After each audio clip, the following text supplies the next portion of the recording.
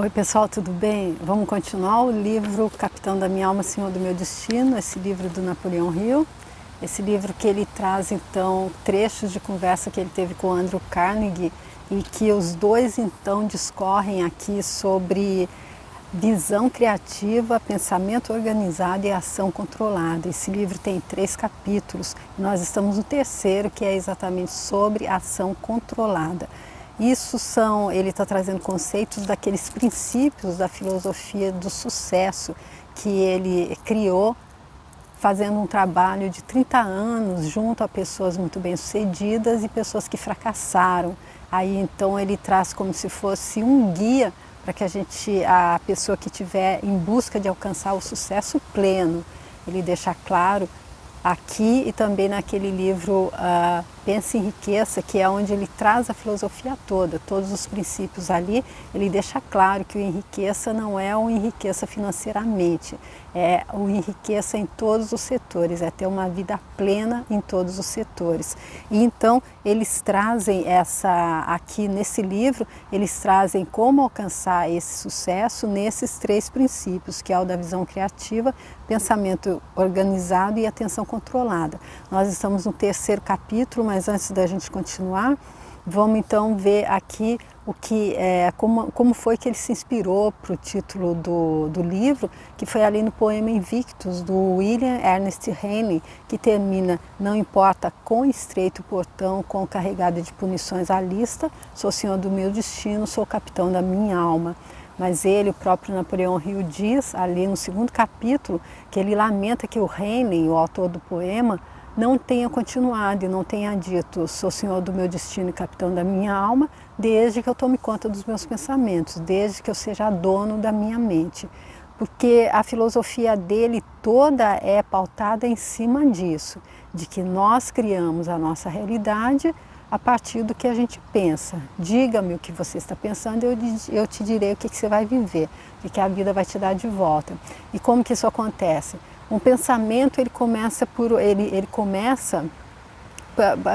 baseado em crenças que a gente tenha. Dependendo do nosso paradigma, a gente vai ter os nossos pensamentos. E também também se a gente estiver deixando a mente muito à deriva, a gente acaba sugando muitos pensamentos, a gente acaba pegando muito pensamento negativo também do campo, e se a gente se identifica com eles podem também fazer aquele caminho que ele já explicou ali nas páginas anteriores, que é como daquele carro que passa em uma estrada de terra. A primeira vez deixa uma marca superficial, a segunda é um pouco mais funda, a terceira mais funda, até que forma um sulco, uma vala, que não deixa mais ele pegar outro caminho. De acordo com ele, acontece o mesmo na nossa mente se a gente não ficar atento, se nós não formos os guardiões conscientes da nossa mente, porque o pensamento depois vira sentimento, emoção, e aí ele provoca a ação. E é esse pensamento também que ali no final vai dizer em que frequência a gente está vibrando nessa realidade que tudo é energia. Então é a vibração em que a gente se encontra, e essa vibração depende daquilo que a gente está pensando, daquilo que a gente está sentindo, que é a nossa, digamos, a nossa senha com o universo, com a vida. A vida ela mede o que ela vai enviar para a gente de acordo com aquela vibração que ela está sentindo, a vibração que a gente está enviando para o campo eletromagnético. E é desse jeito, a gente vai para aquele lugar que a gente mesmo se atrai. Somos nós mesmos, se as coisas não estão boas, não estão como a gente gostaria que estivesse, é porque nós mesmos estamos nos deixando atrair por aquele lado negativo, aquela coisa que não é a que a gente gostaria que acontecesse. Então, ele está aqui no 3º capítulo, que é a atenção controlada, e agora a gente está vendo a parte da análise da atenção controlada pelo Andrew Carnegie. Ele já falou da importância da gente estar tendo atenção controlada quando se trata de profissão, que a gente deve fazer uma especialização. Ele já falou de como é que a gente deve ter atenção controlada quando a gente quer alcançar sucesso ali no nosso trabalho. Mostrou um exemplo de uma pessoa que recebeu uma promoção e achou até que fosse milagre, porém depois ele mostrou passo a passo como é que essa pessoa usou ali a regra de ouro ali, que ele diz, quando ele explica que a gente deve estar sempre fazendo o nosso melhor, fazendo o esforço extra e fazendo pensando no todo. Então, além de ter autodisciplina e ter a personalidade atraente, e eu acredito que ter persistência e força de vontade também, saber influenciar. Quando a gente tem personalidade atraente, a gente influencia, a gente inspira as pessoas a serem como a gente está sendo também de um modo positivo. Porque a gente também pode inspirar as pessoas de um modo negativo. Se a gente estiver agindo de uma forma negativa e as pessoas à nossa volta podem também ser inspiradas por isso. E agora ele estava falando ali de como é que a gente faz isso, a atenção controlada aos detalhes. E aí ele diz que depois que a gente não deve estar negligenciando aquilo que a gente acha que é pequeno detalhe. E aí ele falou de um alto executivo. O Napoleão perguntou, mas um alto executivo não precisa ficar prestando atenção em detalhes. Ele disse não, porque ele delega a uma pessoa. Ele passa essa parte para uma outra pessoa, porque ele já chegou, já conquistou ali, porque antes ele prestou atenção nos detalhes. E aí ele diz que há que se ter também aqui a capacidade de influenciar essas pessoas a quem a gente delegou os detalhes. Quando a gente chega ali onde a gente gostaria de estar, a gente não precisa mais ficar prestando atenção nesses detalhes, fazendo a gente mesmo, mas a gente delega para uma pessoa, como um executivo que passa para os detalhes para a secretária, porém ele tem que saber estar muito prestando atenção nos detalhes para influenciá-la a fazer e fazer bem feito. E aqui a última pergunta, o Napoleão Hill pergunta quais são os outros benefícios da atenção controlada, além dos disponíveis pela aplicação dela nos relacionamentos humanos. E aí ele diz que também ela ajuda a própria pessoa, porque ele diz ela pode ser usada para limpar a mente do medo e dúvida, preparando dessa forma o caminho para o exercício da fé. Sem atenção controlada, a gente não mantém a autodisciplina, que vai fazer com que a gente tenha essa disposição, essa determinação de estar, então, se limpando a mente do medo e da dúvida, e aí sim a gente pode fomentar aquela emoção da fé, que de acordo com ele isso de vital importância para estar transformando esse nosso desejo definido em um espírito de fé e oração. E ele já falou ali da oração no passado, que é através da oração então que a gente conversa com Deus, e o combustível que faz com que o envelope que vai envelopar essa mensagem que a gente vai enviar para Deus é exatamente a fé. E se há medo ou dúvida, a fé não existe. Então a atenção controlada ela serve para isso aqui no caso da própria pessoa. E aí o Napoleão Hill continua.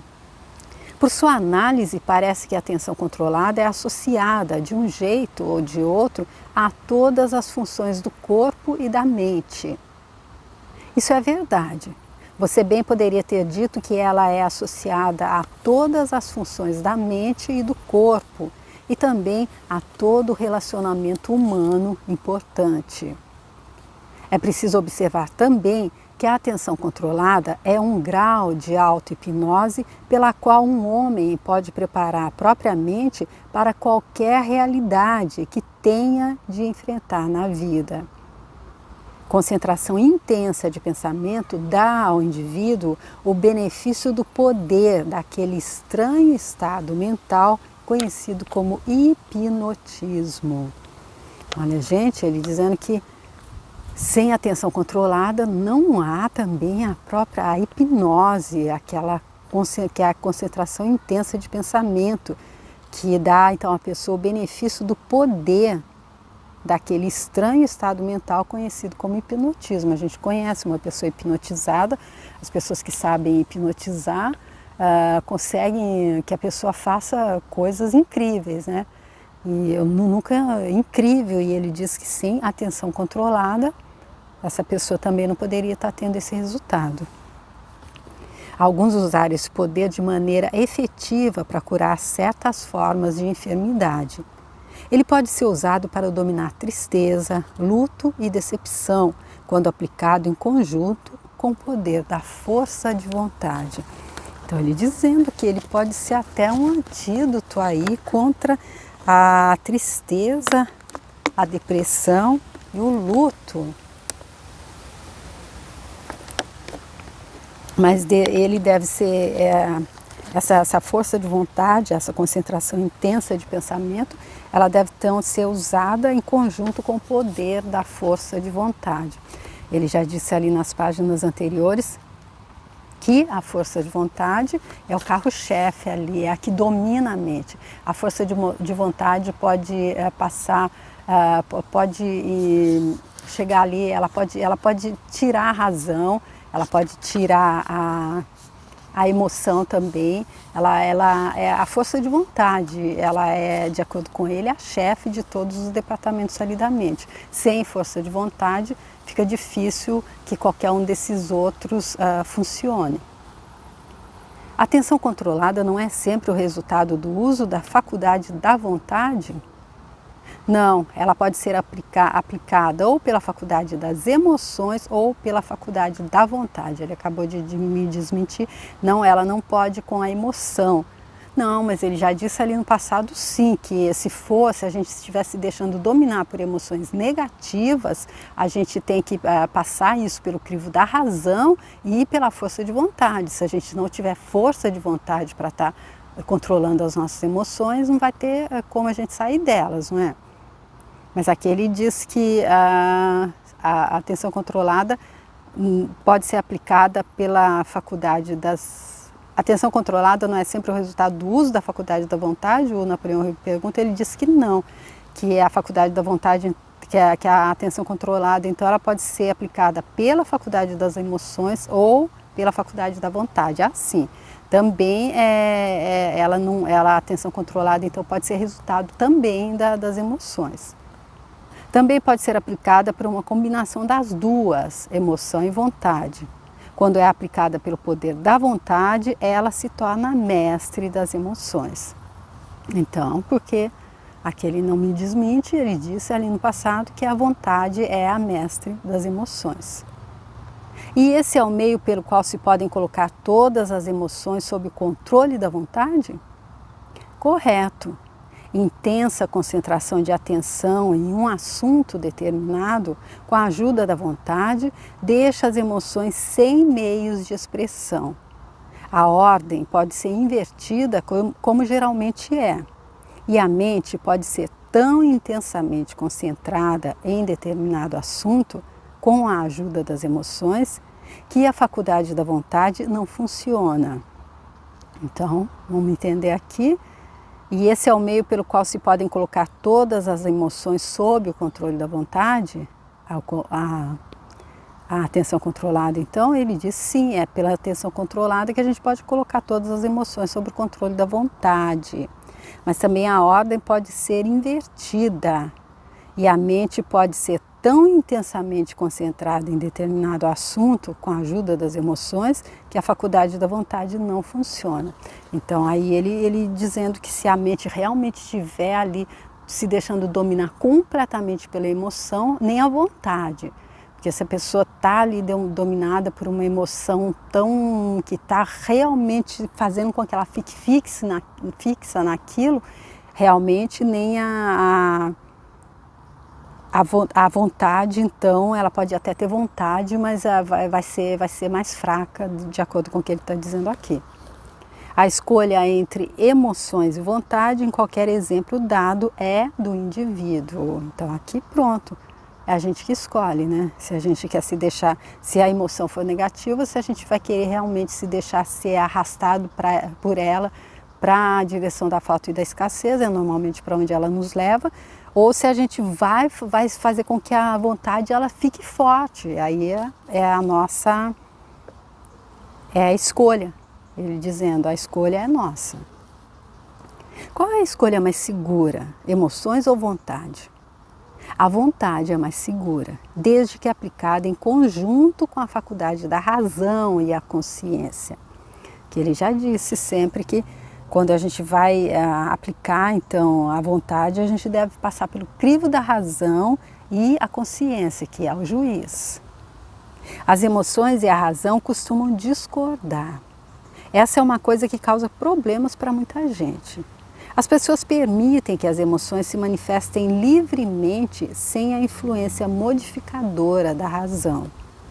A pessoa que desenvolveu um grau elevado de autodisciplina tem o poder de dar expressão ou à vontade ou às emoções, ou dominar uma em favor da outra. Como escolher? Então, ele diz que a vontade é a mais segura, a escolha é mais segura, que muitas vezes, aí como a gente já falou ali antes, a pessoa se deixa dominar pela emoção sem passar pelo crivo da razão, e aí é aí que acontecem escolhas, que acontecem coisas que depois a gente se arrepende, né? As pessoas permitem que as emoções se manifestem livremente sem influência modificadora. A razão, ela pode modificar a emoção da razão. A pessoa que desenvolveu um grau elevado de autodisciplina tem o poder de dar expressão ou à vontade ou às emoções, ou dominar uma em favor da outra. Como escolher? Ou seja, autodisciplina aqui, mostrando que para que ela serve. Aqui ela vem. A pessoa que tem que mantém ali a autodisciplina, então ela consegue ser a dona, é ela que está ali no comando. Ela pode dar expressão à vontade ou às emoções, ou dominar uma em favor da outra. Ela escolhe. Essa é a conquista ideal no autocontrole. Por tudo que disse, deduzo que o tipo de poder de pensamento que eleva o indivíduo acima das limitações comuns do medo, do sofrimento e do desânimo é aquele obtido apenas pela atenção controlada, amparada pela definição de objetivo. Talvez os líderes que superam a mediocridade e criam elevadas posições para eles mesmos na vocação escolhida são aqueles que adquiriram o hábito do esforço concentrado. Então isso aqui é uma pergunta, gente, do Napoleão Hill. Ele deduz então que o tipo de poder de pensamento que eleva o indivíduo acima das limitações comuns, que são medo, sofrimento e desânimo, esse poder então é obtido apenas pela atenção controlada, amparada pela definição de objetivo. E aí ele conclui, o hábito, todos os líderes que superam essa mediocridade, eles são aqueles que adquiriram o hábito do esforço concentrado? Sim, e a melhor evidência de que isso é verdade é que as pessoas mais bem-sucedidas do mundo, desde que se tem registro das realizações humanas, sempre foram pessoas de uma ideia só. Isto é, adquiriram uma obsessão pela realização de um objetivo único e concentraram a maior porção do tempo e o pensamento delas nesse assunto. É sempre um engano presumir que a expressão mente unidirecional é pejorativa, porque ela pode expressar honra distinta em vez disso. Então aqui ele dizendo que sim, que aqueles que adquiriram o hábito do esforço concentrado são aqueles que se tornaram líderes e superaram a mediocridade, superaram as limitações comuns como medo, sofrimento e desânimo. E ele diz que é sempre engano presumir que a mente unidirecional, aquela que se ocupa de uma coisa de cada vez e fica fixa naquilo, tem foco naquilo até que aquilo aconteça, como ele traz ali o exemplo de Thomas Edison, que fracassou mais de 10 mil vezes, mas se manteve ali firme até que aconteceu. Tem que ter também a persistência. Então ele dizendo que é um engano presumir que isso, chamar essa mente que essa forma é uma forma pejorativa de classificar a mente, porque essa forma pode expressar honra distinta em vez disso. Quando um amigo perguntou qual ele pensava ser o maior problema da humanidade, um distinto filósofo respondeu: o maior problema? Bem, o maior problema que alguém enfrenta é aprender a concentrar o poder do pensamento em seus problemas até abrir um buraco neles. Olha, então, gente, o que o filósofo respondeu sobre o que ele achava que era o maior problema da humanidade? Alguém aprender a concentrar o poder do pensamento nos problemas até abrir um buraco neles. Aquela coisa de água mole em pedra dura, não é? Concordo inteiramente com essa afirmação. Sempre foi motivo de espanto para mim que tantas pessoas desperdicem tanta energia se preocupando com problemas, quando isso pode dar a elas a capacidade de encontrar uma solução se a energia for concentrada no fim definido. Então aqui é o pulo do gato. Ao invés da gente concentrar toda a nossa força de pensamento ali no problema, a gente se concentra na solução, no fim definido. E se a gente não sabe qual é a solução, não sabe qual é o fim, a gente pergunta, a gente lança perguntas para o universo, para a vida. O que está certo sobre isso? O que se requer de mim para que isso mude? Eu criei isso, fui eu que criei isso, mas como agora eu posso criar diferente? Como eu posso transmutar tudo que não deveria estar nessa situação e tudo que deveria estar?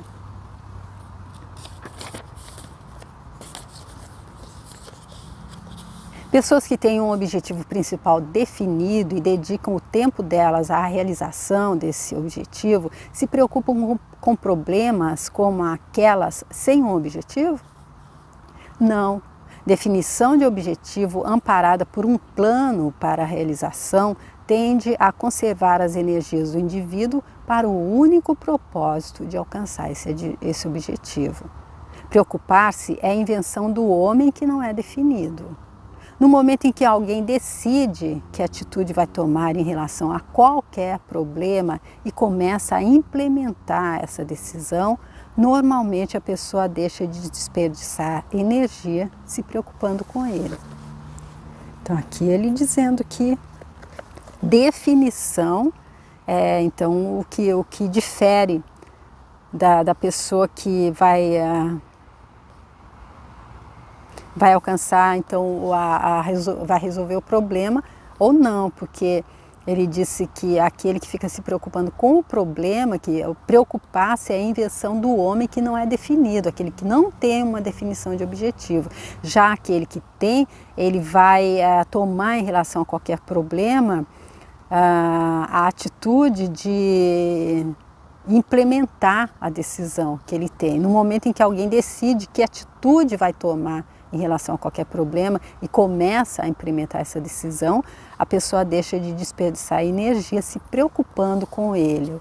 Ou seja, se preocupar em como é que a gente, qual é a atitude para resolver o problema, ao invés de se preocupar com ele. Aí muda o foco da atitude, muda o foco da energia, para de desperdiçar energia se preocupando com ele, quando passa a focar na atitude que vai tomar em relação a qualquer um para resolver o problema. A ação deve acompanhar a decisão, certo? Decisão sem ação física ainda pode deixar espaço para preocupação? Você entendeu a ideia corretamente. Uma das maiores de todas as formas de ação concentrada é o esforço intenso por trás de um objetivo definido, normalmente conhecido como trabalho. Então, ação. A gente decide e tem que agir. E aí ele diz, porque na pergunta ele diz, decisão, a gente decide ali, pronto, eu sei que atitude tomar, mas aí eu não ajo. Aí ele está dizendo, você entendeu bem a ideia, porque decisão sem ação pode deixar espaço para preocupação. Ele diz sim, a ideia está correta, porque uma das maiores de todas as formas de ação é o esforço intenso por trás de um objetivo definido, normalmente conhecido como trabalho. Ele falou muito desse verbo ação ali no final do 2º capítulo. Ele disse que sem ação não há como fazer com que nada aconteça, porque O conhecimento, a gente pode saber tudo e estudar toda a filosofia dele, entender como alcançar sucesso. Mas se a gente não colocar em ação, é aquele dizendo a mesma coisa, para resolver o problema, a gente dirige a energia não para se preocupar com ele, mas sim para uma atitude de resolvê-lo, mas se a gente não colocar em ação também, a preocupação volta e toma conta do espaço. Sei que isso já curou doenças físicas e é o melhor remédio do mundo para transtornos mentais. Muitas das chamadas indisposições poderiam ser curadas por um esforço vigoroso. Alguma forma de trabalho físico suficiente para fazer suar muito. Aquela coisa, né, gente, também que quando a gente está trabalhando, se a gente está ali sofrendo muito, se preocupando muito com um problema que a gente tem, ou até a gente está se sentindo ali meio vitimizado, aí a gente vai ajudar um outro que está ainda com mais problemas do que a gente acaba até esquecendo o nosso, e aí o universo também nos ajuda a resolver o nosso, eu acredito. Ele dizendo que muitas das chamadas indisposições poderiam ser curadas por um esforço vigoroso. Analise um homem ocupado, em qualquer vocação da escolha dele, e observe como ele perde pouco tempo com preocupações. E se ele é um homem que adquiriu compreensão do poder do esforço concentrado, pela coordenação de pensamento e ação física, você não o verá perdendo um segundo que seja com preocupação. Mas você descobrirá que ele toma decisões prontamente e de maneira definitiva. Age por iniciativa própria, sem supervisão ou impulso de outras pessoas. Tem muito entusiasmo, tem confiança em si mesmo e fé suficiente para seguir em frente na busca do seu propósito. Então aqui ele mostrando também que a pessoa que está ali ocupada em qualquer vocação que escolha, ela perde pouco tempo com preocupação, até porque se ele já entendeu também, adquiriu a compreensão do poder do esforço concentrado pela coordenação do pensamento e ação física, coordenar pensamento com ação física, aí a gente vai ver que ele não vai perder um segundo sequer direcionando energia para se preocupar, para ser preocupado. Porque aquela coisa é o que a palavra diz, para se preocupar, alguma coisa então que ainda não aconteceu. A gente está dando energia para uma coisa que a gente acredita que vai acontecer, então a gente se ocupa antecipadamente de uma coisa que ainda não aconteceu, preocupação. Mas você descobrirá que ele toma decisões prontamente de maneira definitiva, ou seja, ele não fica ali pensando, dando muito tempo para a mente o desanimar também, acredito. Ele age por iniciativa própria, sem supervisão ou impulso de outras pessoas. Tem muito entusiasmo, confiança nele próprio e fé suficiente para seguir em frente na busca do propósito. Ou seja, o combo aqui todo. Sem entusiasmo a gente não pratica ação também. Sem entusiasmo a gente não consegue direcionar a nossa energia para criar, para fazer. A gente vai então direcionar para se preocupar. E aí também com confiança na pessoa, e ela ganha também fé suficiente para seguir em frente em busca do propósito. Andrew Carnegie, então, sendo bem específico, então como é que a gente usa então a atenção controlada, usa então juntamente com a definição de objetivo, com a autodisciplina, com a fé, com a confiança, com saber para onde dirigir a nossa energia para não se preocupar, para então estar alcançando o sucesso que é possível se a gente colocar esse conceito então em prática, em ação. Porque como Napoleão Hill diz ali no livro Pensa em Riqueza, eu fiz também uma série, deixo aqui se você quiser ver, e repetiu nesse também, acredito no Mais Esperto que o Diabo, fiz uma série também, deixo aqui se você quiser ver, tudo isso que ele está passando. Ele passou 30 anos estudando e chegou à conclusão, ó, é esse o caminho que leva para o sucesso. Aí a gente pode estudar, pode assimilar isso tudo como um conceito perfeito, nossa, entendemos tudo, mas se a gente, ele não vai se transformar poder na nossa mão se a gente não colocar em ação, se a gente não fizer a nossa parte, se a gente não fizer aquilo que o Andrew Carnegie acabou de dizer aqui, o trabalho, que a primeira coisa que ele faz então é fazer a gente se desfocar da preocupação, que é uma coisa que só despende energia para a gente não conseguir o intuito do nosso objetivo.